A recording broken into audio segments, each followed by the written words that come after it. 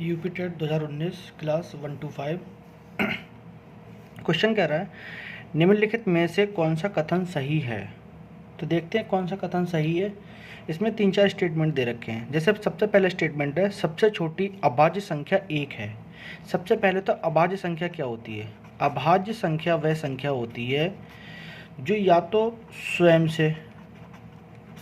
स्वयं से कटे या किसी अन्य संख्या से कटे,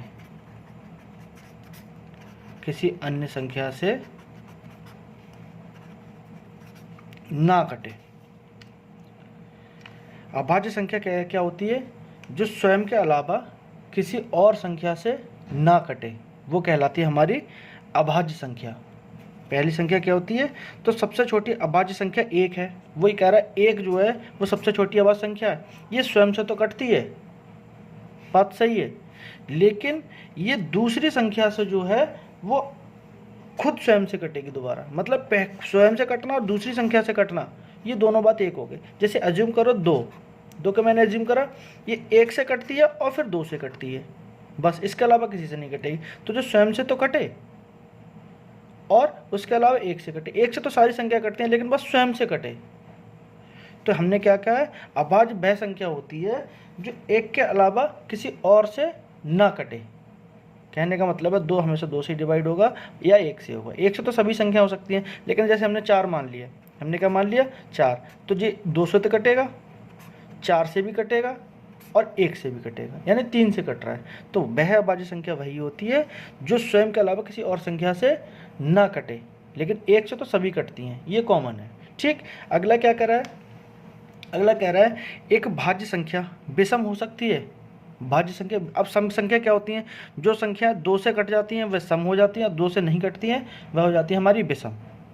तो एक भाज्य संख्या विषम हो सकती है। अब भाज्य संख्या जैसे मैंने कहा 15, तो ये विषम संख्या तो है क्योंकि 2 से नहीं कटेगी, लेकिन ये 3 से भी तो कट रही है, 5 से भी तो कट रही है। तो कह रहा है एक भाज्य संख्या विषम हो सकती है। तो हाँ, बात बिल्कुल सही है, एक भाज्य संख्या भी है और विषम भी है, बिल्कुल। कोई सम अभाज्य संख्या नहीं है। अब सम अभाज्य संख्या क्या होती है? सम अभाज्य संख्या वह होती है जैसे सम संख्या भी हो और अभाज्य भी हो। क्या हो? सम भी हो और अभाज्य भी हो। अब जैसे 2 है, ये सम भी है और 2 अभाज्य भी है, क्योंकि 2 1 से कटती है या 2 से कटती है। तो स्वयं से कट रही है बस, बाकी किसी से नहीं कट रही। 1 से तो सभी कटती हैं, तो ये सम भी है और अभाज्य भी है। तो ये कह रहा है कोई सम अभाज्य संख्या नहीं है, तो ये भी स्टेटमेंट गलत हो गया, ये वाला भी गलत हो गया, सॉरी ये वाला भी गलत हो गया।